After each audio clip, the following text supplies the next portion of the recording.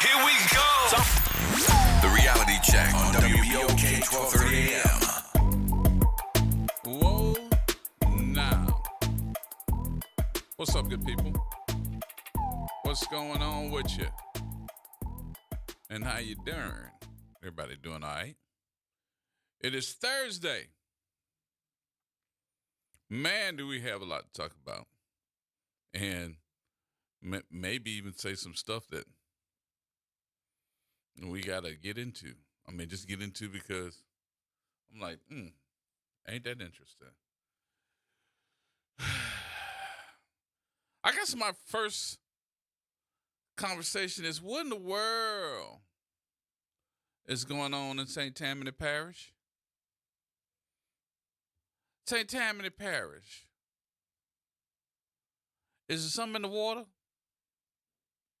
Is it something y'all eating? Especially when it comes to the children in high school. We have seen, without me having to call no names, we have seen the women that have been going for the little kids that seem to be not too little. Because they trying to get some of that stability. They trying to get some of that stamina from them youngsters, them young boys. They got the old women falling for the little young boys. Hummada. Yes, indeed. They wants to see what you made of there, boy. And they getting caught and put in jail. Because them boys is going back and telling their friends, guess who I done bopped off? They telling they gonna tell it. Y'all women should already know. They gonna tell it. That's a notch in their belt. They gonna tell their boys. And they boys gonna tell their boys. And then they boys gonna tell their parents. And then the parents gonna hear about it and you going to jail. And so if you telling them not to say nothing, that's like opening up the window and letting them know that there's going to be something told. Open up the window, let them hear you. Take a picture and send it to them. Well, why are you bringing that up, Jerome? Because now there is a teacher in St. Tammany Parish that is accused of paying students for sexually explicit photographs and he want a picture of your feet. What? Can you take a picture of your feet, that little girl, and send it to me? I'll pay you for it. So when I heard this, I said, oh, Lord, y'all know what's the first thing that I said? What's the first thing that I said? Lord, please, don't let that be one of us. Please don't let that be one of us. Then I looked up the story. Guess whose mugshot was up there? One of us.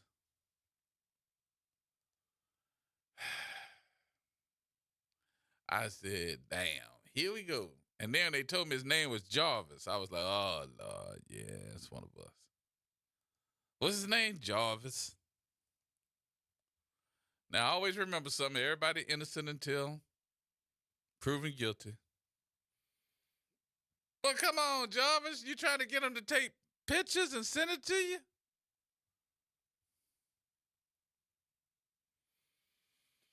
Let me read the story.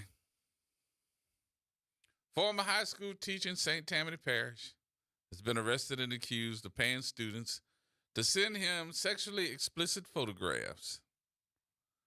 That's what the news release said on Wednesday night. So the sheriff's office said Jarvis Harry paid students to send him photographs, and the photographs were sexually explicit videos. That's what they say. Sexually explicit videos and pictures. And then the other one was this. I was like, what? He paid them to send them photographs of their feet. Let's see, baby. What's up? can you send me a picture of your big toe? Your big toe. And you can include the other ones too, but I need that big toe in my life. What?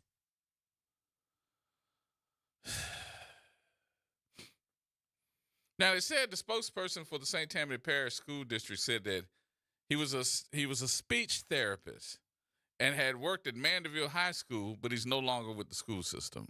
Meredith Mendez, the school district spokesperson, said Harry had been on leave since September 30th of 2024 when the investigation began. He said a student alerted an administrator at the school about the photos and that law enforcement authorities were then brought in. The sheriff's office said its investigation began on October of 2024 and included combing through social media accounts, obtaining phone records, and conducting numerous interviews. And a warrant was issued for Harry's arrest, and he was taken into custody on March 13th in neighboring Tangipahoa Ho Parish. He was booked in the St. Tammany Parish Correctional Center on Monday. Check this out. On one count of indecent behavior with a juvenile, 142 counts of pornography involving juveniles. 142 counts. Yeah, 142 counts of pornography with juveniles. 60 counts of computer-aided solicitation of a minor. And 102 counts of prohibited sexual contact between an educator and a student. The bond was set at $150,000. Some of the students in the photos have been identified, but detectives are still waiting to identify the others. They're waiting to identify the other ones. How are they going to identify them? You know, I know that toe. I think I know them feet. I think I know that toe jam. Jam. What you say, Terry? Terry?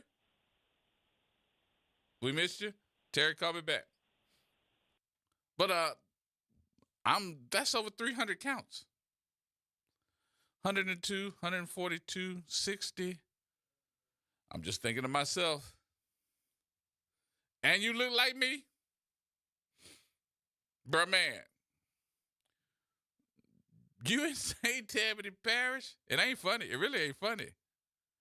And you paying the kids for pictures of their toe? What, you got a foot fetish? Is that what that is? Somebody help me with that one. Terry. Hey, Gerard, how you doing? What's going on with you? Oh, not much.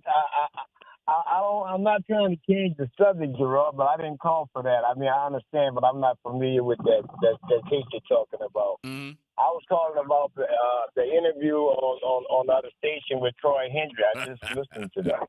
I was going to get to that one. And, I was going to actually call Troy. I'm jumping at the bit, Gerard. I got to get it out. Go ahead. Hello? Go ahead. Okay. Yeah. Now I'm listening to the DJ, the disc jockey, talking to him, and Troy tried to explain everything to him by the letter of the law. He wasn't trying to hit that. Mm-hmm. He made Troy sound like he was Elon Musk, and he was getting that contract knowing he wasn't, eligible to. He made Troy sound like he was Elon Musk, like he had a lot of money, and he had no business applying for that contract. I mean. That, to me, that's like character assassination, like he's saying Troy is stealing. Mm-hmm. I mean, that's what I took from it. So I guess my question was, when did he start questioning disadvantaged business enterprises? Because, in my opinion, what has not been questioned by some is, if you're so worried about, businesses that are DBEs, then what you really need to understand is how many of those businesses that are privileged that have to have a DBE component that don't. And they don't. We're supposed to have 33 to 35% DBE components to contracts in the city of New Orleans. And how many of those businesses that are huge and multi-millionaires that are of other ethnicities that don't even include the DBE component, and they supposed to. Or the DBE component is their white wife. Okay. And see, that's a loophole then. That's a loophole. Right. So as I'm listening I was listening to the same interview, and as I was listening to it, I think what came out of my mouth was, how dumb could you really be? And you are talking about a subject that you're getting schooled in that you had no idea of, but you're talking about the subject like it's the worst thing in the world, and you've never questioned it before. So that's right. So I would like to know, since you're such a big component of Ivy Waste, did he ever ask Sidney Torres, what component of a DBE do you have with your contracts? Correct. And he has not. Sidney is not a poor man either. Neither is his family, because they were starting to talk about family and silver spoons and all this other stuff, and I was like, how did they even get here? So it's like what? And all right, let me cut in for a second, Jerome. Let you finish. Like Oliver, what did Oliver Thomas have to do with all of that? You know what I'm saying? You keep talking about their cousins. I'm like, once again, why does that matter that they just say they were blood cousins? Troy explained to him that they're not. They're just like, friends like cousins. Right. So, but I'm like, what does Oliver Thomas have to do with that? Nothing. But once again, Oliver Thomas is running for mayor. See, that's all talking points. To me, it's all like a. That's all like talking points for opponents. That's all. Yeah, and then keep bringing up J.P. Morrell, what he said, and all of that. And J.P. Morrell, like Troy explained to him, J.P. Morrell has nothing to do with this, as far as that contract being awarded to them. Nope. I mean, what he kept saying was it didn't make no sense, right? Nope. And I'm glad the guy called in right after they got off, about 20 minutes later, and said, you guys really don't understand what you're talking about, because I have the same issues with me being a DBE. So that's right. Good. All right, Terry. Gerard. Talk to you in a minute, brother. Have a good one. More coming up, folks. We'll talk about that in just a bit.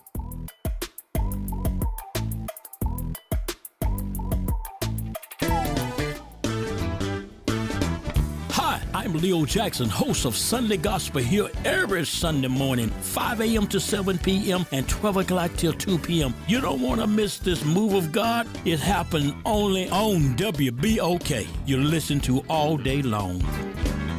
The New Orleans Jazz and Heritage Foundation is the nonprofit organization that owns the New Orleans Jazz and Heritage Festival, presented by Shell. With the funds generated from Jazz Fest, the foundation invests in Louisiana communities through economic development, cultural enrichment, and free educational programs. To learn more about the New Orleans Jazz and Heritage Foundation, please visit us at www.jazzandheritage.org. Hi, this is Arnie Filko. Let's Elevate every Tuesday through Thursday from 6 to 7 o'clock p.m. as we discuss the community, the country, and the world, from politics to current events to sports. We look forward to your input and continuing the quality programming on your community station, WBOK. Join Carrie and I every Tuesday through Thursday, 6 to 7 o'clock p.m. on Elevated Conversations, the Arnie and Carrie Show. See you soon. Visit DePaul's new Algiers Health Center at 2801 General de Gaulle Drive to receive primary and preventive care for both adults and children. Services also include behavioral health, imaging, and on-site pharmacy, vision, Medicaid enrollment assistance, and more. For appointments, visit DePaulCommunityHealthCenters.org or call 504-207-3060. Join me, Dr. Jaquil Ross of New Schools for New Orleans for Talk That, NOLA Education. This Monday, we'll be joined by Max Day and others to talk about the upcoming election and its impact on education and teachers. Be sure to tune in Monday at 12:30 p.m. on 12:30 a.m. Making a difference in the community. WBOK 12:30 a.m. Here we go. The reality check on WBOK 12:30 a.m. All right, folks, welcome back. So there was, and I know you heard what Terry was saying, but some of you may not have been listening to that other station. Thank y'all for not listening anyway. But there was another big conversation today with part owner of this radio station, Troy Henry, on that other station, as they are questioning how he wins a governmental contract. How does he win a city contract? And win over Ivy Waste for doing business in the city as cleaning up the French Quarter. When I tell you that politics is interesting, always note that there are always going to be those that will use even this radio station to their advantage to down somebody else, down somebody just running for office or whatever, and try to be make themselves sound like they are sincere in what they're doing, but haven't told you that they've accepted something in return for their mouth moving. And it's usually the same old crew. You don't hear from them at any other time or any given time. They just pick up the phone and start acting like they're my best friend when they start calling in, having conversations about folks or situations when you have been the recipient of some type of monies, some type of favor. And I always know who you are. I just don't say nothing because it's very noticeable. Very noticeable. So what we've seen in the last couple of days is, I think, in my personal opinion, because I was listening to the other hosts say, you know what, as a talk show host, you got an opinion. Okay, so I give you mine. Sometimes when we do different conversations, I'll try to make it known before I do a conversation how abreast I am of the issues, or if I don't know the information, I'll tell you I don't know it. But if you want to talk about it, that's fine. Maybe you'll school me. But to make accusations to sway somebody's thought process, I think is wrong. I think it's really wrong. And those different issues, I think that they would really need to understand something. Just because I'm in the spotlight here, as far as a news story is concerned, your opinion, because I'm not a public entity. I don't work for anybody. I am a private business. Some of that, in the sense of what we saw today and yesterday, in my opinion, could have been considered as slander. Why? Oh, Gerard, why are you saying that? I'm saying that because Henry Consulting isn't a publicly traded business. It's not a owned city business. He ain't running for no office right now.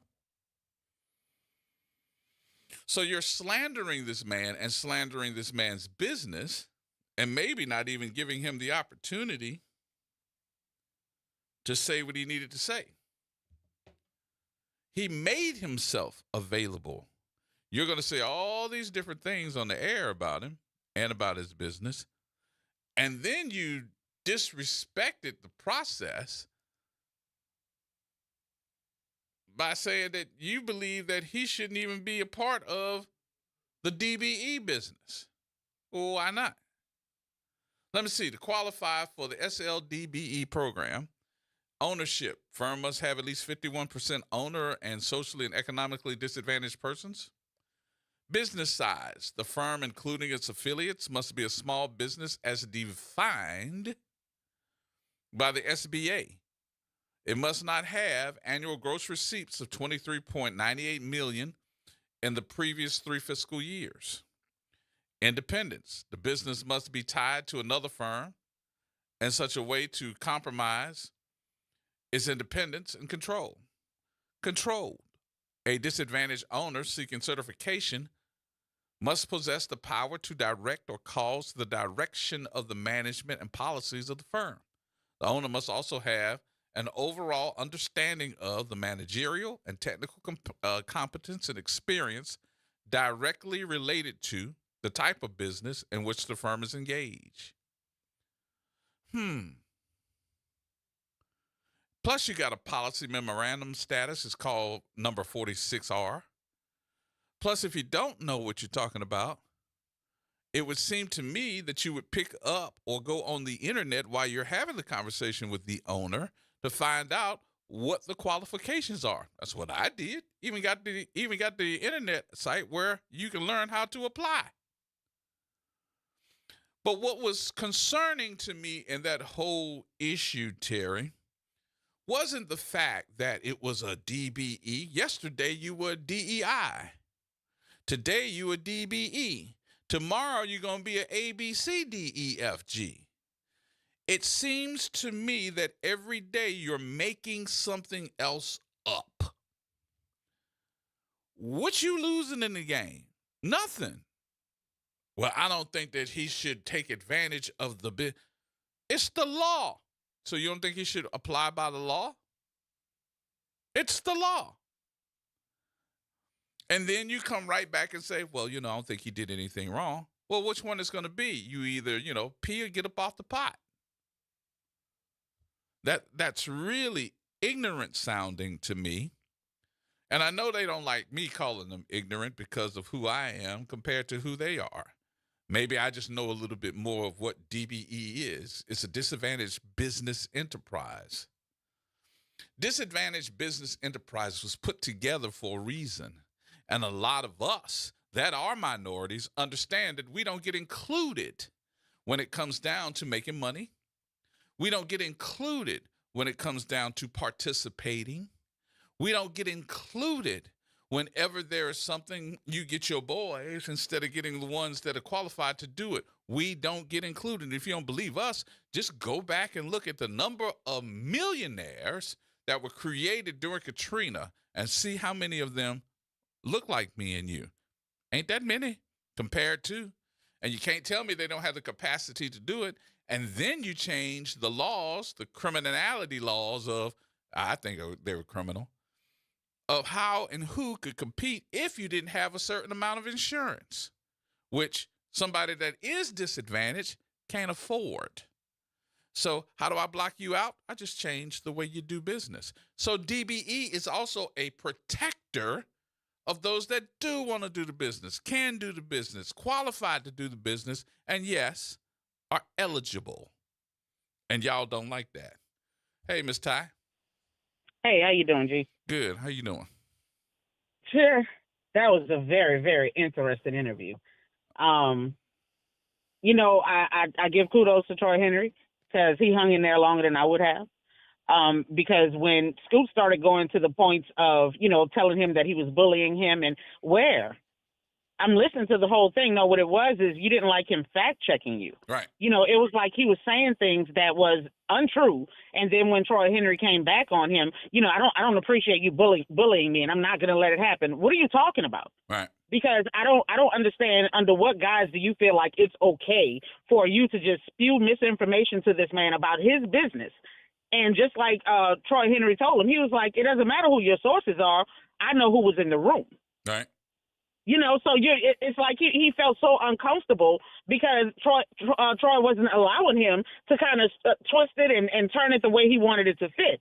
And then I think the part that really got me was he was like, well, I don't understand it, but I want to change it. And just like Troy told him, how do you want to, that doesn't even make sense. How do you want to change something that you don't even understand? Yeah. It was the weirdest thing to me. And then, he kept harping on this, but he said that they're not cousins and who the hell cares? Right. I'm You know, sorry. it's like he kept moving the goalposts. Okay, if this one got if he jumped over this hurdle, let's move it again. Jumped over that one, let's move it again. He just kept moving the goalposts. And I'm like, dude, to me, he wanted the interview so that he could see how maybe contentious Troy could be or whatever. But Troy gave him what he asked for. You asked me a question, I answer you. You move the goalpost, do you have a private plane? Bruh. What that got to do At with what anything? point? I said, what does that have to do with anything? Exactly, and that's what I'm saying. I'm like, it's like he was trying to prove a point, but what I got and took away from that interview, okay, was that Scoot really revealed who he is, like in public, on the radio, whether or not it had been undercover or whatever, because see, when Troy started telling him it's the law, that he's within his right within the law, I think the law should change. Then you're telling me that, yes, you are a part of the DEI people. Mm-hmm. You are a part of those people. You always claim to be inclusive or what have you. Because I would listen from time to time. I have a relative that works on the station.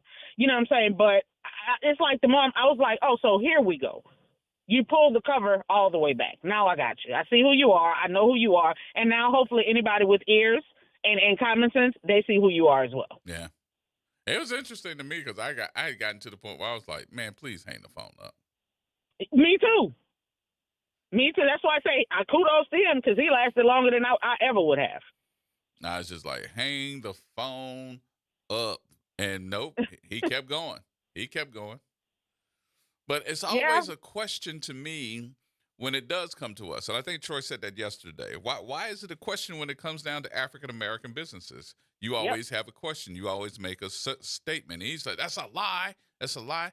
But you never question DBE when anybody else has part of it. And in the city of New Orleans, DBE is included on all the contracts. A third. Right, just like Troy told him. Didn't Troy tell him he was like Torres's mom? Yep. She's included in DBE. So, but he had nothing. He was silent on that part. Right. You know what I'm saying? He wanted to go so hard about and I loved how Troy Henry handled that about J.P. Morrell. You know, he was upfront. He was straight up about it. He didn't hold any punches. And I think Scoot was taken aback because he didn't expect that. But no, he gave you what you asked. You're telling mistruths. You're allowing J.P. Morrell to be your standard of whatever is true and not. Then there you go. I gave you your answer with that. But just like you said, DBE, all the contracts in New Orleans are DBE. Yep. So what are we doing? What are we talking about here? Is because this is a black man. Then he moved the goalpost to to the development in the East. Yep. Come on. It's like everything was, okay, you answered this, I'm going to give you this. What about this? What about that? Okay, all right. It was just, like I said, it was very interesting and very telling. And then those that believed in what they were saying, I mean, the next guy called in, and I was like, okay, here we go. Because I think the next guy called in afterwards and called Troy a thug.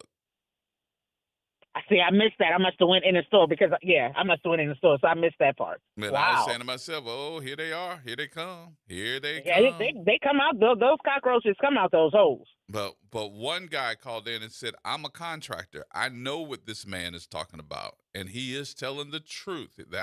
That's how we all have to be. And we should have a DBE program for anybody. We don't compete with you all. We're just trying to be included to let you know that we can do the work too. I thought that was good. Yep. So they want it changed. Right. You want to change based on the fact that this black man got the contract approved over Sidney Torres. But at no other point have you ever said this should be changed. Right.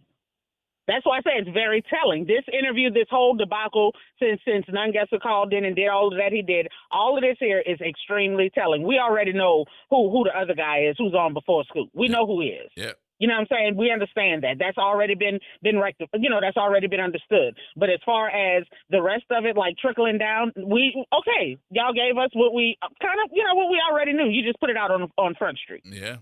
It was interesting. Yeah, very interesting. So I don't know what anybody wants from, if I followed the law, if these are the rules that have been set forth and I did everything by the letter, you can't tell me that I should not get what I have, which is the contract. And then the other part of this, as far as JP is concerned, for what I understand, that's the dude that's been going into any contract that's available that Troy Henry has and he going in there trying to find some critical stuff. And I think that's a lowdown, that he's just basically going through all Troy's contracts trying to find some type of issue, because that's what's been told to me. Yeah, that's what happens when you're feminine leaning. You know what I'm saying? I'm saying that because how do you rectify that within yourself? Yeah. You know what I'm saying? Because that's a vendetta that you're trying to, you know what I'm saying, that you're trying to push and push and push until you get what you want, but at what cost? Yeah. At what cost? I mean, and that's the frustrating part about it. But I hope that because my concern with this is that they're going to try to push it all the way up to Lil Man up there.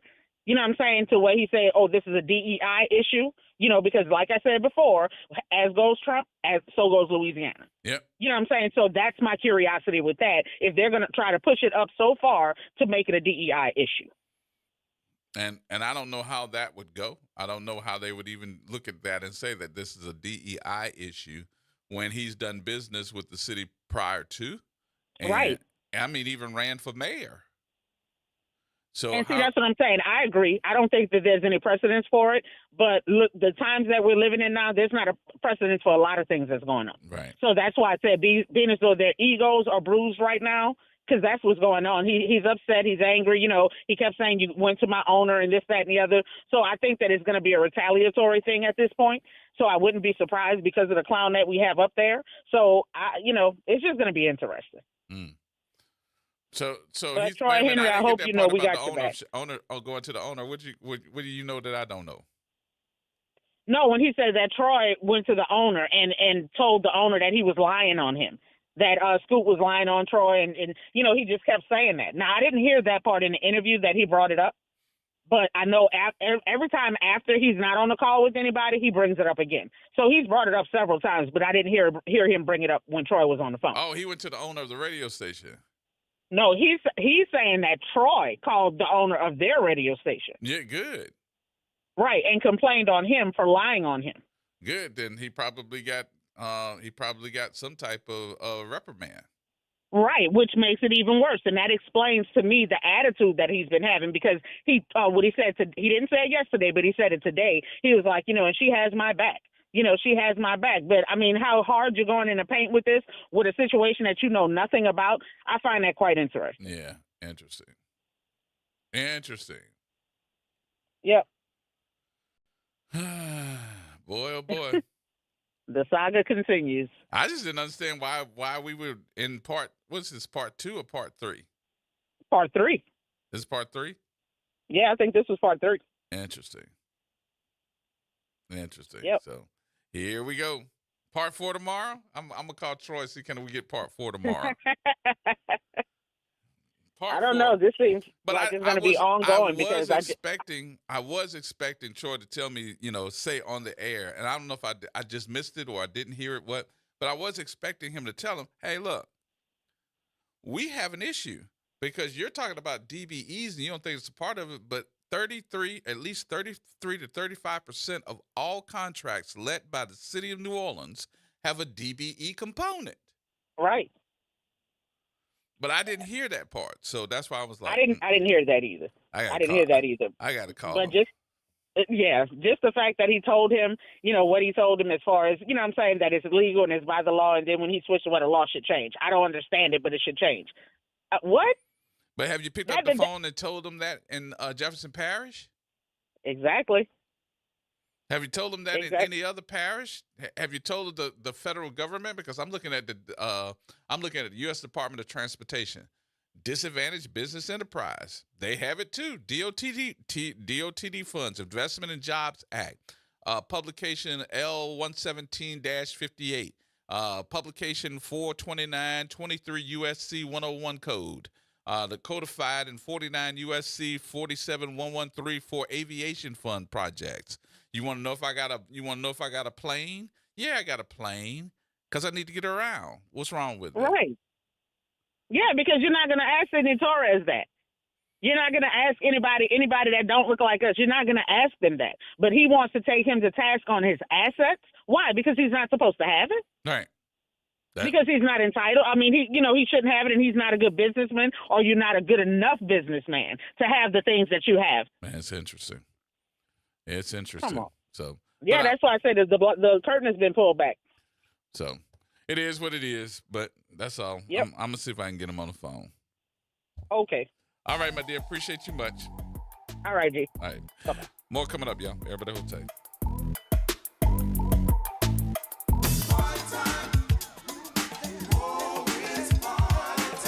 That's right. It's party time each and every Sunday night at 7 p.m. on WBOK. It's the Throwback Throwdown with DJ Wick as he brings you the best in old school from the 70s, 80s, 90s, and the early 2Ks. Plus, the party goes to another level at 9 p.m. with the Throwback Throwdown Party Mix to round out the night. It's the Throwback Throwdown Sunday nights at 7 p.m. on WBOK 1230 a.m. and on the World Wide Web at WBOK1230.com. Connect with NOLA Public Schools. Follow us on Instagram, Facebook, and X for the latest updates. Sign up for District Digest, our official newsletter where we share district achievements, celebrate student successes, and keep you informed about our vision of providing a high-quality education. And don't miss our school board meetings. Watch in person or live stream on YouTube. Stay informed, stay engaged. Visit NOLAPublicSchools.com today. Again, that's NOLAPublicSchools.com. WBOK and LCMC Health are proud to present Keeping You Well Cafe. 60 Minutes with LCMC Health, where the doctors speak directly to the people of New Orleans. LCMC Health is committed to improving the quality of care here in New Orleans, the Gulf South, and beyond. The Keeping You Well Cafe is another way for LCMC Health to engage with the community. At the Keeping You Well Cafe, LCMC Health joins WBOK and local businesses to answer your questions about wellness and health. Welcome to The Community Scientist. I'm excited to bring you our quarterly review of the latest research. If you live or work in St. James, St. John's, St. Charles, Ascension, Calcasieu, Baton Rouge, or St. Bernard parishes, it's vital that you have access to clear, objective information about lead, hexavalent chromium, and cadmium, and how these substances impact your health and our natural environment. The Community Scientist is a service program of Rise St. James, supported by our dedicated TCS research team. To learn more, visit risestjames.org. In recognition of Women's History Month, WBOK 1230 AM presents Her Story Spotlight, honoring extraordinary women whose achievements have redefined what's possible. March is Women's History Month, a month dedicated to recognizing and celebrating the contributions of women to our society. This is Kimber White Dupree, sharing information about Dorothy May Taylor. Dorothy May de Lavalade Taylor was an educator and politician in New Orleans, the first African-American woman to be elected to serve in the Louisiana House of Representatives. From 1971 to 1980, she represented District 20, since renumbered in her native New Orleans. She had started her career as a teacher in the Head Start program, designed to benefit children in their early years. She was also active in civil rights in the 1950s and 1960s, gaining more resources for facilities for African Americans in the city. She worked in issues of healthcare, childcare, racial discrimination, and inhumane conditions in state prisons. As director of the Central City Neighborhood Health Clinic from 1980, she also worked to develop African American leaders among her staff and mentored a number of future politicians in the state. In 1984, she was appointed by Governor Edwin Edwards as head of state of the Department of Urban and Community Affairs, becoming the first African American woman to hold a cabinet position. Taylor began her career in public service in the Parent-Teacher Association, demanding equal supplies and funding for African American children from the Orleans Parish School Board. She was vital to the desegregation of New Orleans Recreation Department, as well as other voter registrations. Ms. Taylor's most memorable contribution was to have authored an ordinance insisting that all Mardi Gras crews stop discriminating and institute an open admission policy for anyone seeking to join their organizations if they chose to use the city services to hold their parades. The reaction to this ordinance was swift and downright vicious. Old Line crews threatened to end Mardi Gras by refusing to parade if this ordinance was enforced. Ms. Taylor held public hearings that forced the club members to answer questions that they didn't even ask in private. Dorothy May Taylor, a woman of influence, a woman of power, a woman in history. WBOK 1230 AM celebrates Women's History Month and the visionaries and innovators who broke barriers and paved the way for generations to come.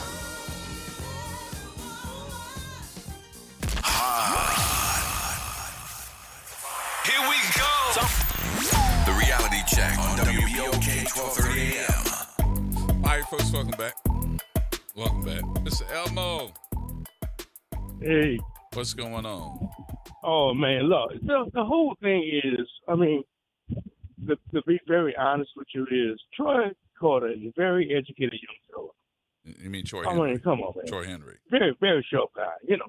And they walk it up the wrong tree when they talk to him because the guy is a very sharp guy. But again, I mean, I'm saying the same thing over and over to them in the face. They are the system, society, which is white folks. They're concerned about, they think we have, they're concerned about anything. They think it's advantage. This is no advantage. We're getting, all we want is an opportunity to compete. That's all I want. Right. And I think they do. That's why, you know, I said, look, I was very perceptive with you yesterday. I said, listen, man, you educated young man. I'm sure your children are very educated. They scratch, crawl to go to the schools and get the jobs that they earn. White folks really believe, I swear, they really believe, I'm sure they might say, oh, I'm an engineer because they gave me help. Man, let me tell you something. I'm a plant engineer. Trust me, brother. I earned everything I got to give it. I had a lot of brothers, a lot of sisters helping my family, my mom, my dad, and people who really knew what I was capable of being. But, man, I mean, I work hard I'm proud of what I am, but, man, I work hard. People ain't gave you nothing. Nobody gave you nothing, James. But they really believe the narrative. I guess the whole thing today, they keep on preaching foolishness, buffoonery, and people believe it. You follow me? I just don't. I think we forget where we've come from to where we are when we talk about certain issues. And I was expecting, my expectations would be, you know, all of us that have known where, and this may not even have included Troy Henry's company, but I think that a lot of us forgot that, you know, Ivy Waste wasn't always the best in the world, in the country. And because I can remember when Lee Zurich had cameras following their trucks around, especially when they were saying that he was dumping waste in the sewage system. So we're going to sit there and say, well, you know, nobody can do it better. Okay, everybody made a mistake. But does this have anything to do with Troy, or does this have everything to do with Oliver? Because Oliver was announcing that he's going to run for mayor. And, you know, and he's not the darling of that radio station. Well, listen. I hate to say this, but I'm being very honest with you. I hate to say anything but the station. I like the Saints, so that's why I will listen to that particular station. But I would wish if you had the Saints on your broadcast, I would listen to you. But the fact of the matter is, nothing about WWL say anything good about our leaders. Come on, you never hear them say nothing about our leaders. They don't say nothing good about the city, but they work here. Come on, brother. They work here. You work here. St. Bernard, St. Tammany, Jefferson Parish. All those parishes are prosperous because of New Orleans. Come on, man. Well, just tell me one of the show hosts that look like me. Yeah, well. Tell me one. Look, let me tell you something. I mean, I hate to say this. I'm not a racial one, but white folks like people that had that Tom kind of image. Yasa, no sa. And they want you to be subservient. Man, this is a different world today, brother. A whole different world. Troy came on a different environment. Yep. You know, I'm 73 years old, man. I'm not subservient to anybody. I'm a man. Yeah. I never bow down to white folks. I never bow down to nobody. I never look at anybody higher or lower than me. Yeah, what's your culture, race, color, creed, religion? You understand, Gerard? Yep. All right. Thank you, Mr. Elmore, because I got everybody holding on. Get to him. Appreciate you. All right, brother. Mr. Christopher. Hi. How you doing? Good. How are you? Good. I wanted to, I don't know, just give my perspective. I heard a lot. I didn't catch the end, but I heard a lot of that Scoot interview with Mr. Henry. And I've never had this kind of reaction to Scoot before. I never thought anything like that. I was quite surprised. And I have to agree a lot with a lady that you had on that called in a little while ago. My impression of it as well was that Troy Henry was very professional and very prepared and answered clearly every question that was posed to him. And I also felt like the interviewer kept moving the goalposts and changing the subject to things that, A, were irrelevant, and B, didn't seem to have any, well, he couldn't present any basis of fact other than other sources. And frankly, I was really surprised because I've never had that impression from Scoot's show before. But the interview today really left my head scratching. I think it left everybody's head scratching because it left mine scratching. And I was sitting back and saying to myself, and as an interviewer, I don't do the best. I don't call myself the best. But the irrelevance of the question the questions had nothing to do with the contract. And there are other shows on that station where I would not be surprised at that type of an approach to an interview. No names mentioned. But Scoot, I was pretty surprised about that, and I share that response. I don't know what they were going after. I can see a lot of people like the job that Sidney Torres has done, like during the Super Bowl and whatnot. Right. Fine. Fair enough. Okay. But that doesn't explain. I wonder what is really going on in the background. It's almost, I can tell you, this is almost criticism or detriment by public opinion. And I'll use the resource of a talk show host and a talk show on a powerful radio station to make my point, and then have all those folks gaining up on me. That included J.P. Morrell, because this ain't his first rodeo going into this. He's just throwing the rock and hiding his hand. This is not the first time that I've heard something that came out of Torres's mouth, but I knew that was coming because he had started running television commercials, letting everybody know that he was back into the French Quarter and was going to make it the best and yada, yada, yada, yada. And I'm saying to myself, but you have it temporarily. You just have it temporarily. You're making it sound like you're going to get it. What was not discussed is the fact that he bidded for it and lost it. Fair and square, just like anybody else would have came in and did it. Would he have done that to? Right. Would he have done that to Ramelli? Would he have done that to any of the the people with the alligator? Would he have done that type of presentation to demean a business at any other time? I don't know. I was really puzzled by it because it's not what I expected from his show. Yeah. But in the end, I thought Troy Henry really did an admirable job of But Mr. Christopher, the maintaining one thing his about professionalism and being informative. The one thing about contracting in the city of New Orleans, which I was like, did he really stay up until 1 o'clock in the morning to do his homework? Because I know it seemed like he was really ill prepared. At first, I thought, because he talked about it yesterday and said, I'm going to get to have Troy Henry on tomorrow. Great. Okay, I'm going to tune into that when I can. And I thought that he would have had more background knowledge on it. It just seemed like they were trying to railroad or push Troy Henry into some kind of, and it just, I mean, it lost me pretty early on. I felt like I could see what the conceit was behind that interview. Yeah. And it was, I was puzzled. So anyway, I just wanted to throw that out. And if he really done his homework, he would have found out that all contracts in the city of New Orleans that are let by the city of New Orleans have a DBE component to them. Not just one. All of them do. So, but anyway, that's another story for another time. Good show. Mr. Christopher, thank you, sir. Appreciate the call. Anytime. All righty. We got more coming up, y'all. We got to take a break here. We'll do our news and we'll come back and we'll reach out to Troy Henry to have that conversation with him too, because he was the recipient of that. More coming up, y'all. Everybody hold tight. News is next.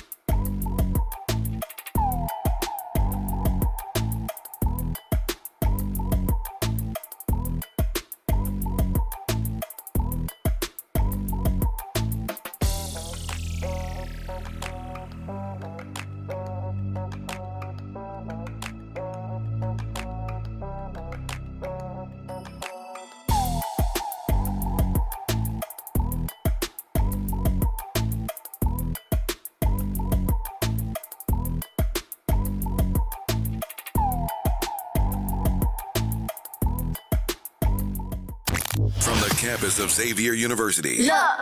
WBOK 1230 AM. Go. An Equity Media Station. I'm Amber Payton with 4 Things You Should Know with BIN News. New York Governor Kathy Hochul is pushing for a mask ban in the state behind closed doors during budget talks. The proposed bill backed by the NAACP and Anti-Defamation League does not ban masks outright, but increases penalties for harassment when masks are used to threaten violence.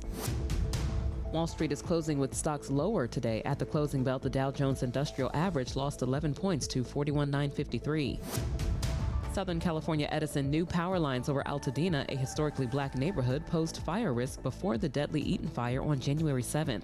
The LA Times found 94 open work orders, some flagged as ignition risk. And the Los Angeles Police Department bomb squad is investigating an ATM explosion at a Target store. It's unclear if it was a burglary or linked to protest over Target ending some DEI initiatives. Get BIN News on demand 24/7 on the iHeartRadio app.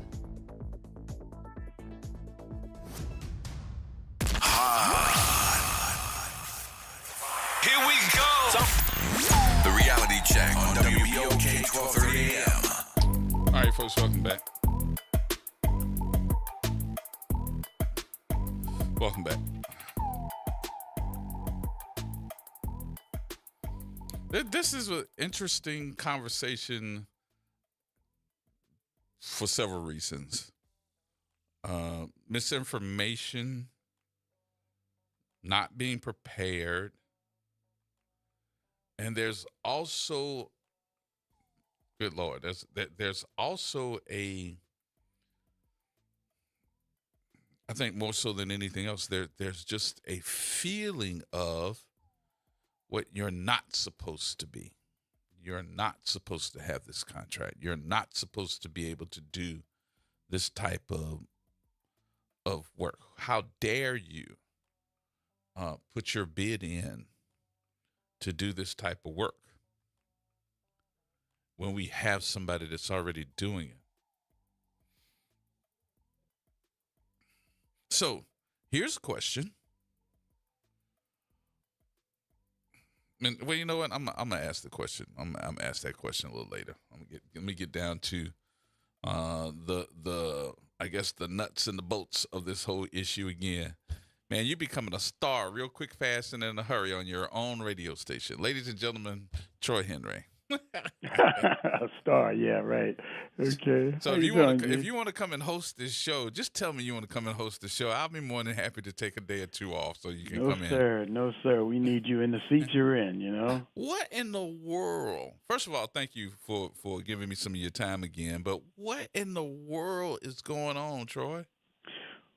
Well, you know, I think at the end of the day, there is a political agenda that is really afoot, that is being, executed by a number of players that are supporters of the Elena Moreno camp, quite frankly. And I think they are doing everything they can to try to discredit my credibility and my capability so that they could then tie me to Oliver and attempt to discredit Oliver. Mm-hmm. And because they know we have a very long-standing and close relationship. But at the end of the day, they have been, on multiple occasions, unsuccessful in attempting to do all kinds of anonymous things. And now, and again, I don't have any proof, but this is just what I think. This is my opinion. Mm-hmm. Anonymous things, and now, bucking up these radio hosts who are not smart enough to even have an intelligent conversation with a knowledgeable individual. And, and so as a result, we went a little bit of toe-to-toe, but, based upon the stuff that I see and black and white folks that has communicated to me, they said I waxed the floor with this guy. That's the analogy that I get. I'm getting text messages from black, white, a couple of Filipinos that I know that already text me and said, "Is that the guy that's your boss?" And I'm sitting back and going, pretty much. Why? They're like, he made the talk show host look really bad today. Oh man, look, what was surprising to me is that when a guy tells you, I don't need any facts, I just got an opinion, I don't need to have a conversation. That's an idiot. Right. long and short of it. And I could tell you were getting to him because he said, "Oh yeah, I'm not going to let you bully me." And I'm thinking to myself, dude, you're the one with the microphone. Yeah. But that's just a defense mechanism when you're getting whipped. You got to figure out some way of turning yourself into the victim. So and, let me get to a couple of things. I was waiting for you to kind of bring this up to him. But one of the things I did today was I said, let me go on the website. Now, as a talk show host, right in front of you is the internet screen, the computer screen. You actually can do and pull up Google immediately as you're talking to the people. So I just went on to the city's website and pulled up DBEs. And one of the things that I found out, which I already knew, but I wanted to make sure, is that all let city contracts have a DBE component to it. Yep. Not just yours. Nope. All of them. All of them. And that was not only just brought up through the city, but it was the city council that voted and said, yes, we should have DBE components to all city-let contracts. Am I wrong? No, that's absolutely the case. But in their minds, it shouldn't go to anybody that's got more than them. Well, here goes the other part of that. So I brought up not only just the DBE component for the city, I also looked at the DBE, which is the Disadvantaged Business Enterprises for the U.S. Department of Transportation, for all these U.S. cities that have DBE components, which is a federal law. Yes. And they break down, and that's where I was like, just tell him, man, because I heard you say a couple of times, it's a law. Yep. It's the law. That is correct. That is correct. And I would have quoted to him, well, look this up. Look at 49 CFR Part 23, 49 CFR Part 26. You'll be able to know before you have these conversations, because for you to apply for it, you also have to be a licensed DBE component. Mm-hmm.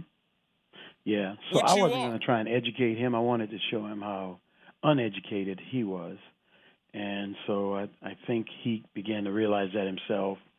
And then, you use the typical defense mechanism, and that's either, you change the subject, or you call say, oh, you're using the race card, or you're trying to distract from the fact that I've now told you, and now you realize you don't know what you're talking about.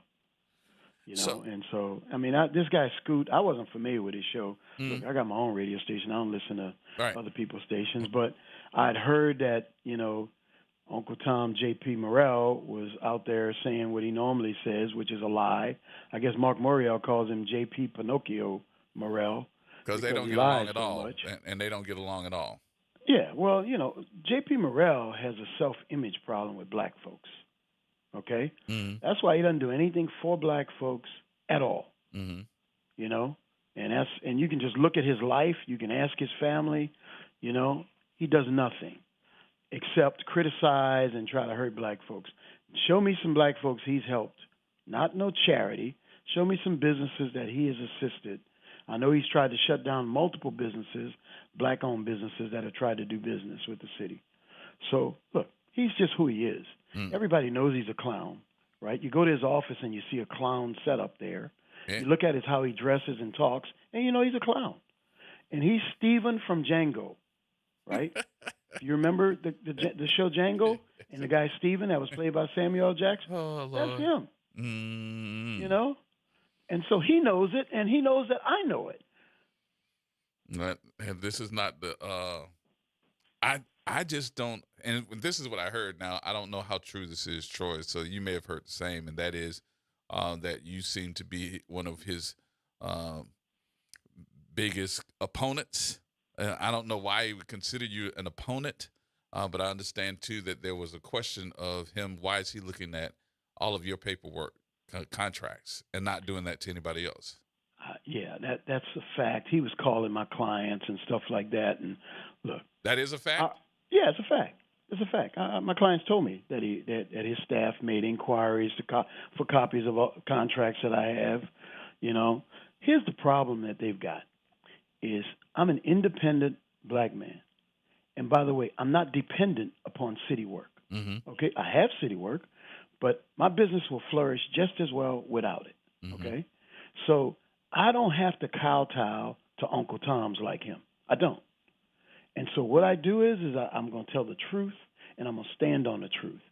He tries to twist the facts and make up stuff, and then he hides his hands as much as he can. I don't have to do that. I tell the truth. You know, it's a real simple discussion. Well, but he's a politician, and, you know, good luck to him. He's got to run again. I hope somebody takes his butt out and runs against him, you know. I'll support that person. I don't care who it is. I was very shocked, though, that Scoot went in on a conversation that he was not knowledgeable of. At all. I mean, and it came out, I mean, clear as a bell. And then did it more than one day. Yeah. And when you start talking DBEs and all this other, I was like, wait a minute. Did you ask Torres who his DBE was? Right. Because his DBE is his mother, a white woman. On some of his proposals, true. The one that he competed against me, he had another guy that was was his DBE. But I don't care. I beat him, fair and square, toe to toe. His proposal was, I think, 50 points out of 100 below mine. Wow. On the score. Wow. Okay. So look, I'm not scared of Torres, and all of a sudden they're trying to make it like he's indispensable or he's some gold standard. And quite frankly, if he was a gold standard, he would have won the competition. Right. You know, right. He won other ones, but he didn't win one against me. Now I am kind of concerned the fact that these guys, and I'll even include Mr. King in this, because he doesn't seem to want to, as the council person, want to make the change, and I did not like what I heard as far as his comments are concerned. He called us the second string. You know, the black businesses are automatically the second string in his mind. Wow. You know. But I would ask, and this is something too that we need to talk about. You know, if they're so concerned about the quality and the cleanliness of the French Quarter, what about the other parts of the city that Torres has that he has not included that component of, you know, those other 10 components of this contract that he can incorporate into Uptown, New Orleans East, and all the others, since you did get an 80% increase in the dollars that we pay for trash pickup? Well, yeah, look, I mean, he's touting that he's going over and above what's required of the contract. Well, great. Well, keep going. Yeah, let's start in New Orleans East. You can clean up the whole city. Do it all. Mm-hmm. You know, it's volunteer work, so go for it. Right. You know? Yeah. So, I don't try and talk. I mean, I don't try and question his business judgment. He runs his business the way he does. What I do know is this, G, and this is what I told Scoot. A couple of years ago, when Alvin Richards had the sanitation contract, I think it was for the West, I think it's for Uptown, that Alvin proposed, but Sidney Torres had won the bid. Mm-hmm. But Alvin came to the city and said, hey, instead of going with the new contractor, let me stay, and I'll save the city over 2 years $19 million. Right. And he went to the council and made that proposal to them. And they told him, no, we already have a contractor, and that's Ivy Waste, and they're going to come in and do the job. Forget the $19 million. Mm-hmm. We don't need it, I guess is what they were saying. So now the table's turned. This time around, Ivy is sitting there as the temporary contractor saying, oh, please let me stay, even though now the permanent contractor is on board. Mm-hmm. So, you know, they try to have it both ways in many times, and look, we just call them on it. Let me ask you this, because I'm maybe in a little bit of a misunderstanding. This contract you won already, correct? Correct. And the contract is signed by the mayor, just not signed by the council. That's correct. We won it. Now, fair and square. That means you have the contract, and I'm trying to figure out why was the host and why are they saying that, you know, maybe you shouldn't get it. I'm like, he already has it though, correct? Yes, I do have it. The only thing I don't have is a signature from the city council, and it is questionable whether that signature is required. And we have a court that has ordered the city council to execute the contract to consummate the full number of signatures that are needed apparently on the contract. Now, Charles Rice has a case that is pending as well. Right. And his case basically says is that They're the overstepping. city council is administrative at best, but should not be a requirement because the city charter says the city council doesn't have any role in the contracting process. Now that they're talking about with Charles Rice is saying that they're overstepping their That's correct. authority because they're trying to put a ban on travel. And Yeah, well, no. Charles Rice also has, the one I'm Okay. talking about, Charles Rice has another case that he was awarded and granted a judgment against the city council for legal services that he was to provide for the city. And the city council refused to sign his contract as well over J. Pinocchio Morell's politics as well. He bid it, properly bid it, was the selected firm, but they have refused to sign his contract like they refused to sign mine. And I told you, JP has a self-hatred issue, right? He doesn't like anything black because he doesn't want anybody to think he's black. So let me tell you this, and this is just a little nugget for you. The next time that, because I know it's going to end up, you're going to end up back on that station again. I'm not going back on W. No, going back on there. I want you to go back on there because you do a good job with promoting us. So good, yeah. Use them to promote us. So you're doing a good job doing that part. Okay. Then the other part of it is when they start talking about how great the opponent is and what he did, and ask them out loud. Well, I got the mayor of Kenner that says differently. Yeah, well, even it's even a bigger scandal to me, G, is how does a lieutenant governor, in his public capacity, promote one company over another? Right. And why is that not a scandal? Because if, let's just say, the mayor of New Orleans said, I like this company over that company just because, they'd be trying to lynch the mayor, saying, oh, she's biased, but the lieutenant governor can run around and do commercials with the guy, bought and paid for by Sidney Torres, apparently, right? And so, because apparently Sidney gave him some money. I don't understand what happened, but I just read it in the newspaper. And so he can now run around promoting Sidney's business over another tax-paying business. That should be unethical at the least. I would think so. Well, but it's a little different standard in some cases for them versus us. So what's next? Is this the end of this? You're not going back on? I was going to say, if you do, Oh, man, go man, on look, and promote us a I little got a bit great more. radio station, the WBOK. We have a great listenership. I don't want to give him his ratings. Look, the guy has low intelligence. He doesn't like the fact that a black man could be more successful than him, in my opinion. That's his hang-up. And more intelligent than him and more successful than him. And that's a problem for a lot of people. So, look, they can wallow in their misery. They can run around with an opinion without any facts. But a man with the facts is never at the mercy with a person with just an opinion. So is it true that you called the ownership and complained? Of course. Not the owner, The general manager? General manager or whatever they are. I don't know all those titles at this station that they got. But, yeah, you basically are saying things that you don't know. Now, look, they played a recording of me saying Oliver's my cousin. Most people know our family relationship has been close. We treat ourselves as cousins, but we're not biologically related. Right. And why does it matter? So let me kind of throw myself into this conversation just for a minute. Yeah. And I was actually going to tell you this earlier, but as it was well known by everybody else at the time, Oliver was here before you bought this radio station. That's number one. Absolutely. And the person that bought Oliver to the table to do the morning show was me. I'm the one that trained Oliver to do this morning show. And that was right after he got out. I said, don't sit at home and do nothing. Come on in here, because I know you can do something else. That if you can't do nothing else, I know you can talk.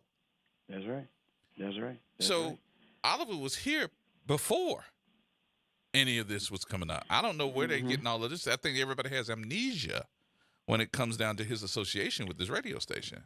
Yeah. Look, they just want to spin a story, and they're desperate. Look, Oliver's momentum is tremendous for this reelection. I mean, just the level of support and outreach and outpouring of support that he has received in 2 or 3 days, is announced. It's just been crazy, and it's freaking them out. Yeah. And so they're trying to figure out a way to pin something on him, you know what I mean, to pull his numbers down and have his support be questionable. And Oliver has done nothing but been an impeccable candidate and an impeccable council member since he took that office. You know, I can tell you from Bayou Phoenix standpoint, I cannot imagine having a more supportive council member, right? I have never once, just so people in New Orleans East understand, I've never once seen Moreno or Morrell at any Bayou Phoenix event, at any Bayou Phoenix meeting at all. They care so much about New Orleans East. Why haven't they got involved? Right? It's the biggest development in the history of New Orleans East since NASA, and you haven't seen peep of them. No. So there you go. You know, that's fact. That ain't no opinion. That's fact. Right. So, you know, and if they got a question about it, they want to talk to me about it, they got my number. I saw something on Instagram as one of the folks involved in the Lincoln Beach, talking about that he didn't bring anything but $3.4 million. He didn't ask but $3-4 million, and asked for $10 million for Bayou Phoenix. But I was saying to myself, didn't they get $25 million? They did. Okay. They did. They're fully funded. Okay. You know, they're fully funded. For Lincoln Beach, that's what I'm talking about. $25 million fully for funded. Lincoln Beach is fully funded. So why are you going to ask for money that you don't need? Oh, okay. You know, so Oliver asked for the amount of money that was needed. I was just wondering. So, I mean, you know, people just talk and they don't know what they're talking about a lot of times. I was just wondering. And so, yeah, look, I mean, and Bayou Phoenix has gotten dollars from the city, but we're a $3 billion economic development project. Mm-hmm. You don't think the city needs to invest in this as well? Right. In their property? Right. Because at the end of the day, you have a lease. I have a lease on their property. Okay. They have not put a nickel into their property until this relationship. Right. You know, and any other major development, the city has to get their property into developable condition. Right. They did not do that. You all have to do it. We're doing it, but we're asking the city for some support and helping do that. Right. It's their problem. That's why it's been blighted. You're actually leasing a messed up piece of property. That's correct. And we're telling the owners of the property, hey, you got to chip in. Yeah. Good. You know? Thank you, sir. I appreciate it. I know you got another meeting that you got to get to, so I gotta just wanted to get down to basketball that. practice. I'm coaching the Nord 10-year-old all-star team, and next weekend they're going to nationals. So I've got to make sure I get my boys ready to play in the national tournament. Yeah. And so that's where I'll be, you know, doing my little thing with the kids. But go back on them tomorrow and just, even if you don't do nothing to talk to him, but just go in there and say, be okay, be okay, be okay, and hang the phone up. Yeah. No, I'll let him stew for a little while, you know, but yeah. All right, sir. I'll invite him over to, tell him to come over here and have let me a talk to conversation him. on Be Okay. Tell him to come over here and let me talk to him. I'll do the interview. Yeah, okay. I'll be prepared, though. So. Yes, you will be. I know you will be, as you always are. I appreciate you, sir. Okay, G, All thank right, you, talk to man. you later. Appreciate you. All right. All right, bye-bye. More coming up, y'all. We got to take a break.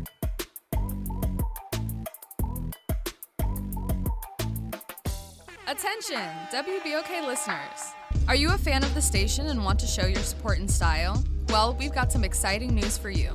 Introducing the official WBOK merchandise, the perfect way to wear your love for the station. Whether you're a longtime listener or a new fan, we've got something for everyone. Head to WBOK1230.com now and grab your WBOK gear before it's gone. When you buy WBOK merch, you're not just getting quality items, you're supporting the station you love. NOLA Public Schools is excited for the rest of this 24-25 school year journey with our families, watching our students dive into learning, growth, and success. As the school year continues, our dedicated educators are focused on keeping every student engaged and motivated. Let's keep embracing new challenges, celebrating achievements, and supporting each other to make the rest of this year even more impactful. Stay connected with your school and NOLA PS through our social media channels for updates and resources. We're here to help our scholars attend today, achieve tomorrow. Hi, this is Cary Grant. Let's elevate every Tuesday through Thursday from 6 to 7 p.m. as we discuss the community, the country, and the world, from politics to current events and sports. We look forward to your input and continuing the quality programming on your community station, WBOK. Join us every Tuesday through Thursday, 6 to 7 p.m. on Elevated Conversations, the Arnie and Cary Show. WBOK and LCMC Health are proud to present Keeping You Well Cafe, 60 Minutes with LCMC Health, where the doctors speak directly to the people of New Orleans. LCMC Health is committed to improving the quality of care here in New Orleans, the Gulf South, and beyond. The Keeping You Well Cafe is another way for LCMC Health to engage with the community. At the Keeping You Well Cafe, LCMC Health joins WBOK and local businesses to answer your questions about wellness and health. Making a difference in the community. WBOK 1230 AM. The Reality Check on WBOK 1230 AM. All right, folks, welcome back.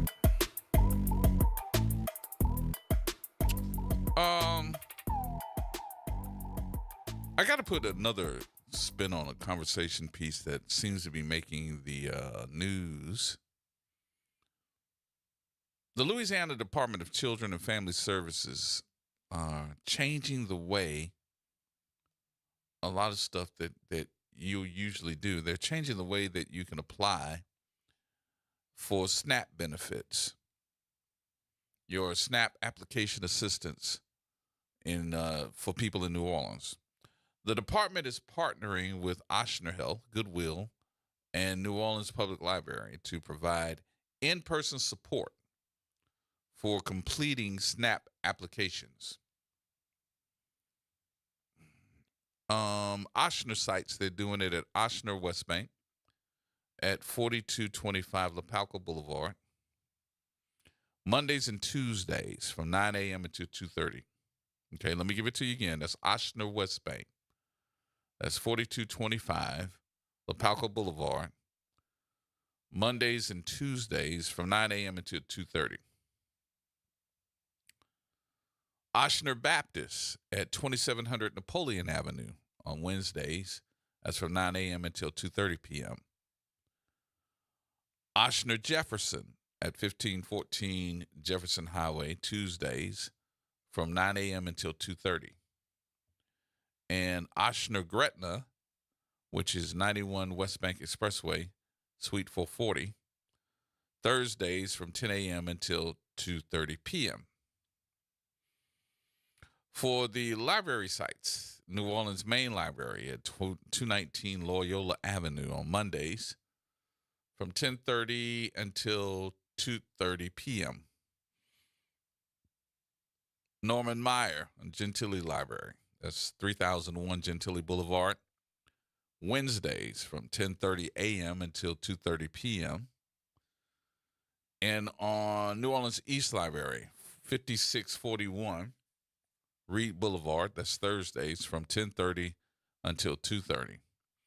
The St. Bernard Parish, the library is at 26 Palmacino Boulevard. That's from 9:30 until 2:30 p.m. And Goodwill Industries at 3400 Tulane Avenue in New Orleans, Wednesdays and Thursdays from 10 a.m. until 2:30 p.m. Hopefully you'll be able to pick out one of those locations and get there to apply for the SNAP benefits, especially if you need it, and especially for kids, because a lot of our kids, we want to make sure that they are not malnutritioned. So make sure that you are paying attention and filling out that application. That is the application assistance for SNAP benefits in New Orleans. All right. Be able to do that.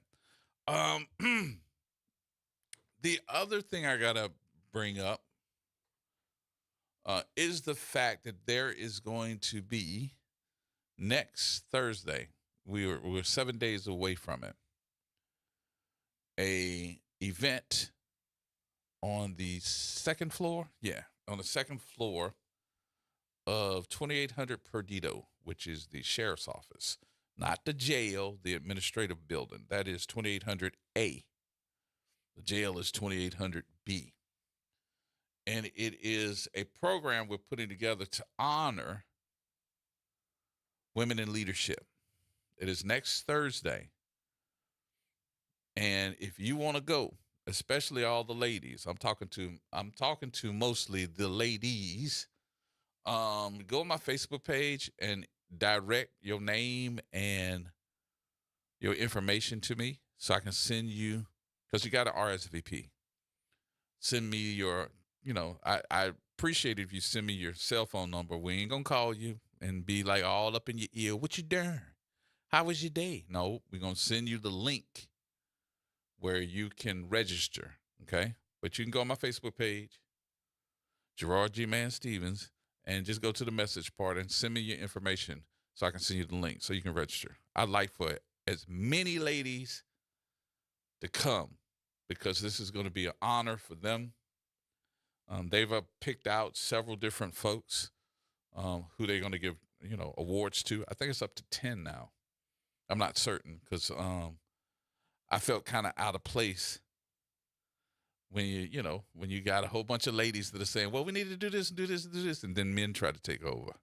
So I sat back on this one, but I'm still helping to put together all of the intricacies that go along with it, from, things I don't want to see the ladies lifting tables, chairs. I don't want to see all that. Call me chauvinist if you want to. I'm just trying to say I just don't think that's the place of a woman, especially when you got able-bodied men that can do that. Well, I don't know what I'm talking about. So we're going to do that on next Thursday evening. I think from like 6 until 8 o'clock. But ladies, send me your information, please. Go to my Facebook page. Even if you got my cell phone number, I'm not going to give my cell phone number over the air because people be calling you, man, you need to talk about. No, that's not going to happen. So go to my Facebook page and send me your information, and I'd be more than happy to invite you. So you'll get the invite. You just fill out the information and send it to us. We'll be expecting you. And it's next Thursday evening. It's the Women in Leadership. And that is through the sheriff. She's definitely wanting to do this. And we're expecting at least 200 people. It's not going to be no auditorium over there at the lakefront auditorium. Nope. It's about 200 people that we can hold in that building. And it's nice. They're going to have announcements. They're going to have music. They're going to have food. They're going to feed you. Oh, Lord, they're going to feed you. I saw the menu. They're going to feed you. And I know the lady that does the food. They're going to feed you. You don't miss this one. So come on. Send me that information so I have it. And I'm going to be sending out a lot of those invitations and all of the other stuff tonight. I'm going to start sending them out. So all you have to do is click on the link. I'll send it to your cell phone. Click on the link. Fill it out. And then just hit send. And it'll go to the appropriate people so they can count you in. Once they get to a certain level, I can tell you now, that link is going to go away. So whether it's on your phone or not, if you don't fill it out and they get to a certain level quick, you might fill it out, and then after you hit send, it'll tell you unacceptable. It won't accept it because they're at their maximum. All right, so make sure that you go to my Facebook page, send me the information as soon as possible. I'm hoping that I have about another 100 of them today. That don't take long. It don't take long. All right, so get it to me. Get it to me ASAP. All right, here's the other story that we got to talk about.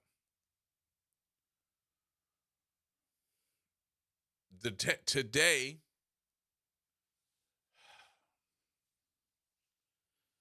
your president has stated that they are signing the paperwork today to get rid of the Department of Education. What? Yeah.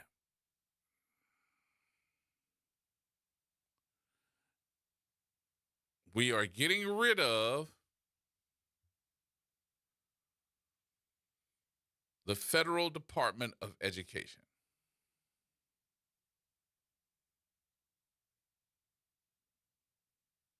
Wow. And they were applauding it.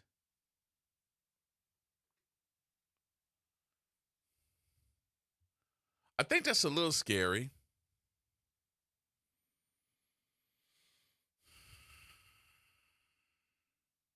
And the reason why I say that's a little scary, our Department of Education, when we start talking about the United States Department of Education, made sure that there were several things that were done. And have we really taken a moment to find out what the Federal Department of Education stood for?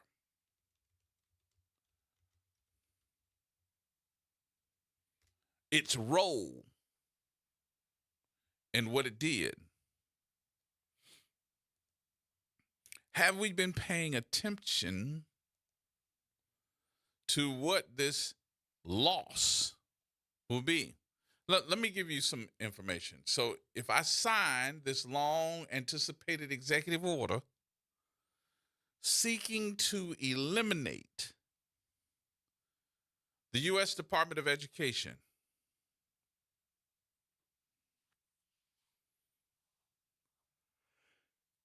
what does that do for us? It would lay off nearly half of the staff as part of a final mission.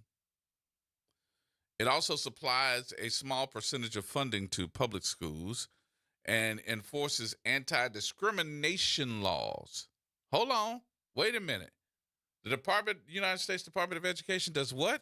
It enforces anti-discrimination laws and administers student aid programs.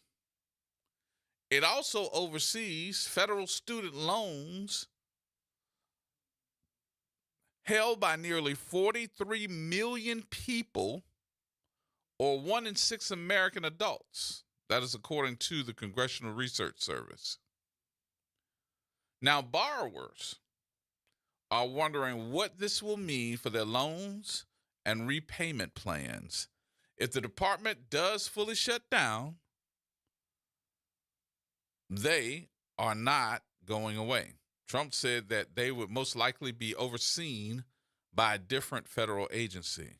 For the most part, students wouldn't even notice. That's what was said by Andrew Gillen, who's a research fellow at the Cato Institute for Economic Freedom, previously told by USA Today. Where you mail your FOSFA or repayment checks, the address just might change. Your president acknowledged today that he will likely need legislation to pass through Congress to fully dismantle the agency, saying he hopes lawmakers will vote for it because it might come before them. Linda McMahon told News Nation earlier this month that federal aid, including student loans and Pell Grants, might be best served in another department. She added that Trump understands he needs to work with Congress. Said, I think it's my job to convince Congress that the steps that we are taking are the best interests of our kids. Now, before signing this order today, your president said that work to provide Pell Grants, Title I funding, the programs for special needs students that the department currently oversees will be preserved and distributed to other departments. He told reporters in the White House on March 6th that student loans would be brought under the jurisdiction of the Treasury Department, the Commerce Department, and Small Business Administration. So I don't think that the Education Department should be handling the loans. That's not their business. He added that he thought it would make sense for the SBA to oversee student loans and that the agency's new administrator, Kelly Loeffler, a former Republican senator from Georgia, liked the idea. That is, by the way, the most complicated thing in moving, but it's very simple if you do that. Oh, boy. So let me ask you, and this is one of the questions that I had when we start talking about getting rid of the Department of Education and give it back to the states. The U.S. Department of Education would let schools know there's a part of your administration part or admission part that could be deemed discriminatory. If I don't have that agency to do it anymore and you send it back to the states are going to be able to do whatever they want to. And then what's the consequence of them doing something that could be considered any other time discriminatory? What's the consequence? Going to court? Oh, we going to have this many white students compared to black students? Or we can't have, these other students coming in if they don't have a green card? I'm just thinking to myself, what are we getting rid of the Department of Education for? Well, Gerard, think about it. Who's the most educated now? Who's considered the most educated? Yeah, I'll think about that for a minute. Who's considered the most educated? Black females. Black females are considered the most educated, right?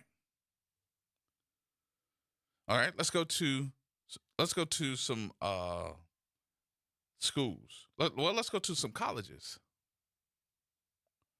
You already know that getting in some of these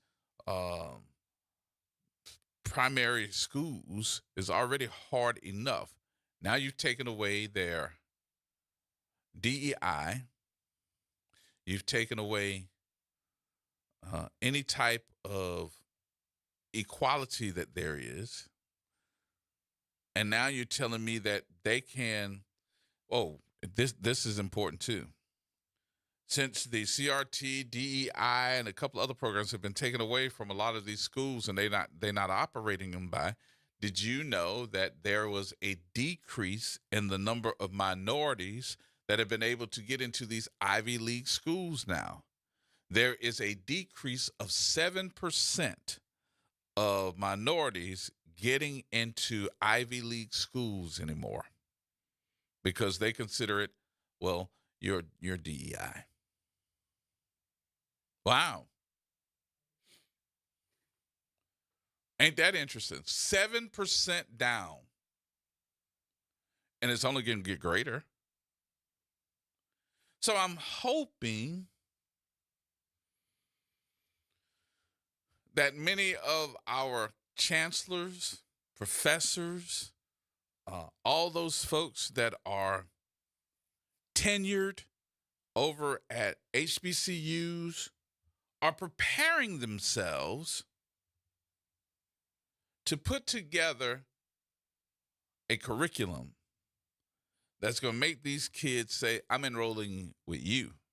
I'm going with you. Because I can tell you that I do not have to be in some of these, what they call D1 schools, to get a good education. All I got to do is go to a HBCU and probably get a better education and do a whole lot better. But what's to come? If they're doing this now, the question is, what's to come? What's to come? It's going to be more. It's going to be more. I'll put it that way. All right, we got more coming up in a minute, y'all. We'll get ready to get out of here for the day. More next.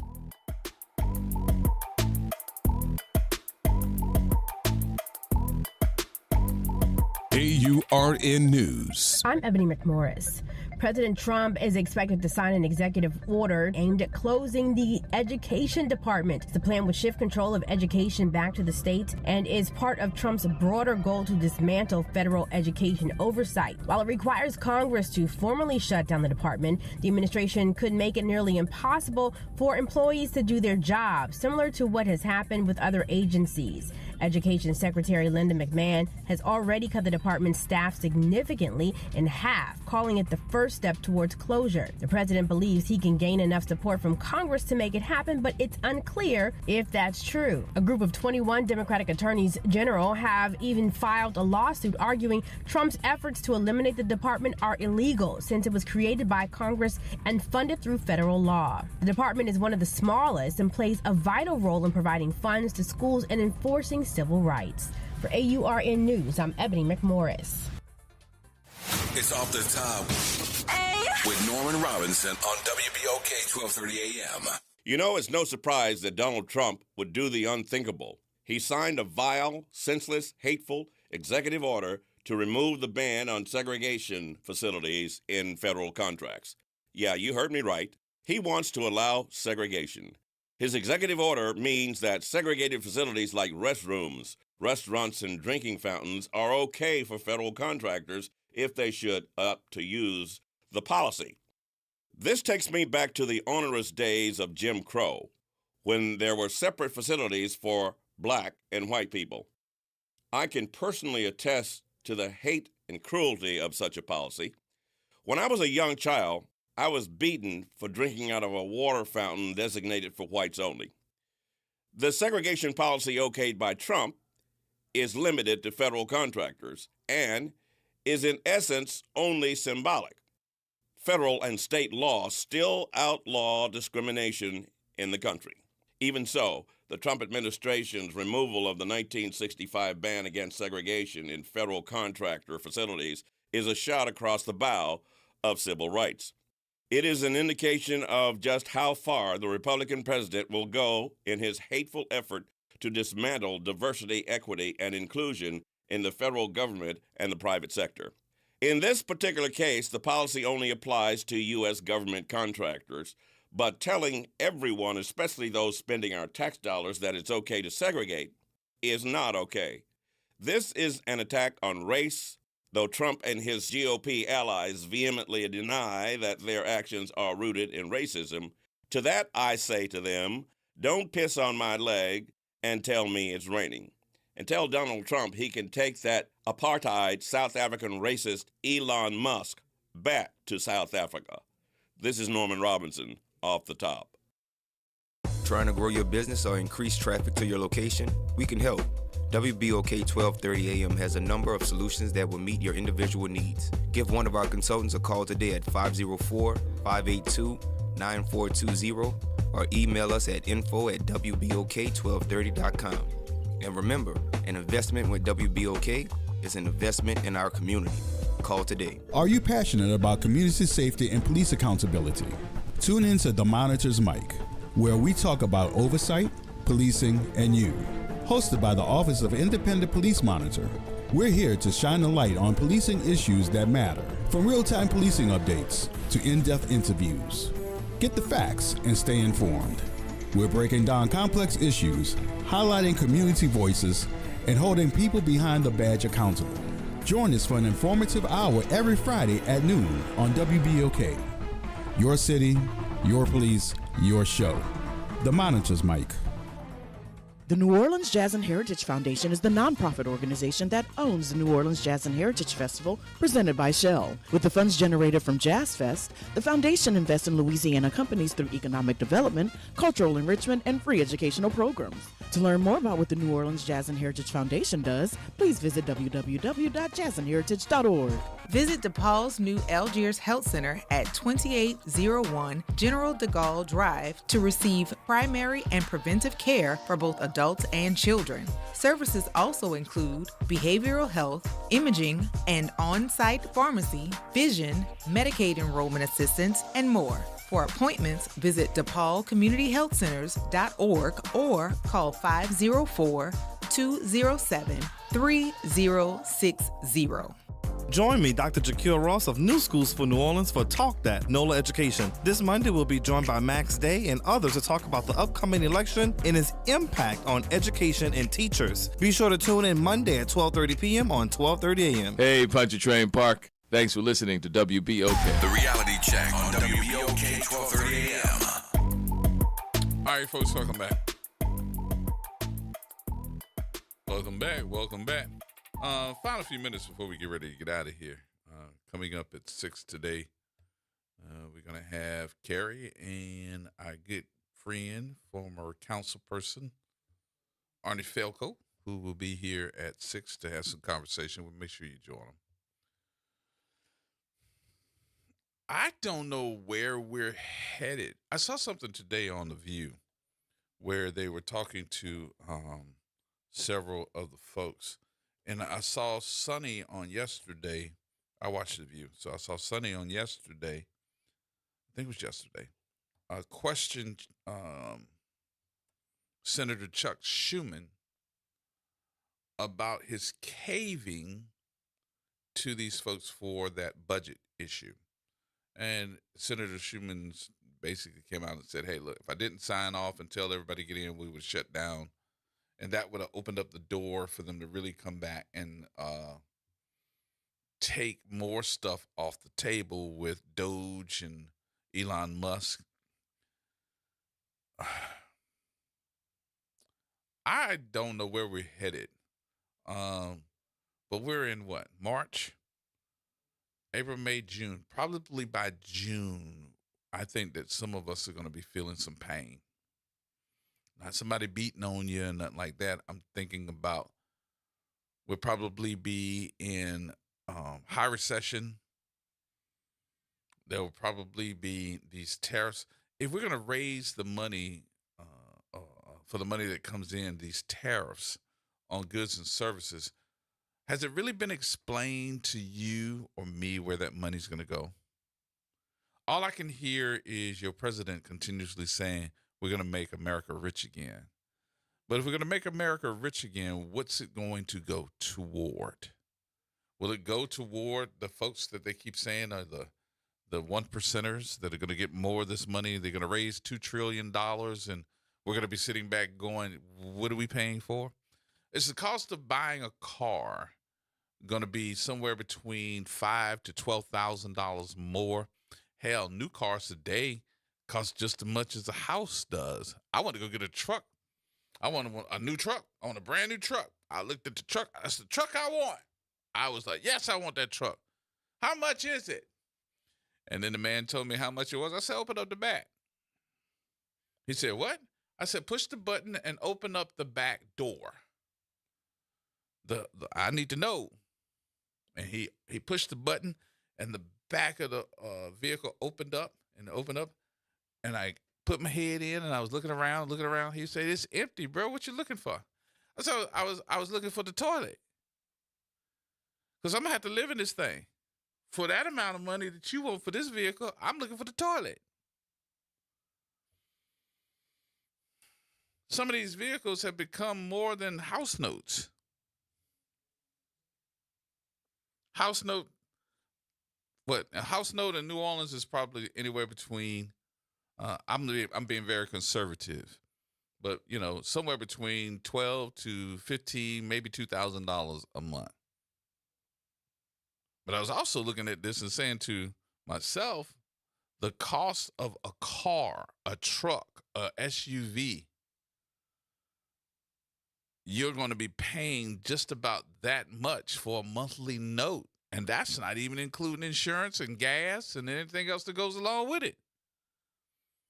But my amount of money that I'm bringing in from one steady job, notice what I said, one steady job, has nothing to do with the amount of money that I can afford to pay and be comfortable.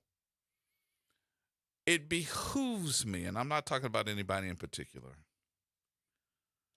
but it scares me that some of us have made it a point to take on debt and say, I'll make a way.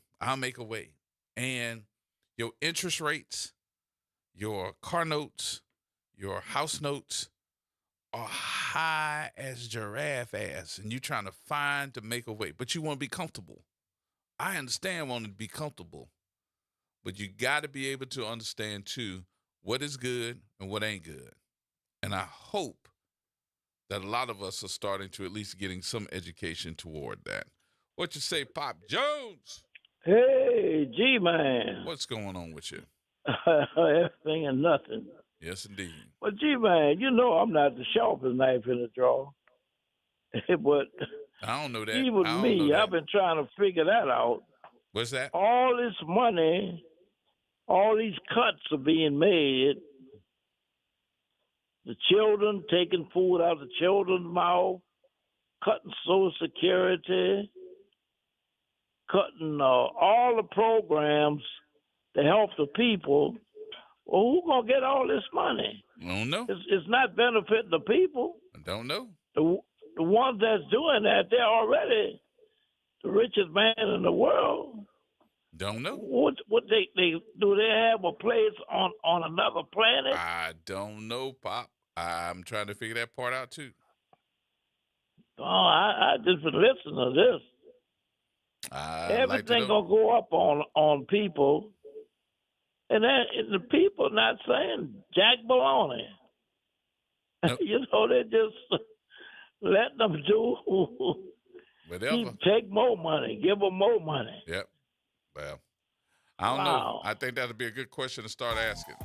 So, thank you very much for taking my call. All right, man. my friend. I'll talk to you tomorrow. Have a blessed day. All righty. All right, we'll get you ready for the weekend on tomorrow. Y'all have a great rest of the day. Don't go nowhere because we got Arnie Feldko coming up in just a minute, along with Carrie. And we got some more conversation we want you to be a part of. Y'all have a great rest of the day, and we'll see you tomorrow.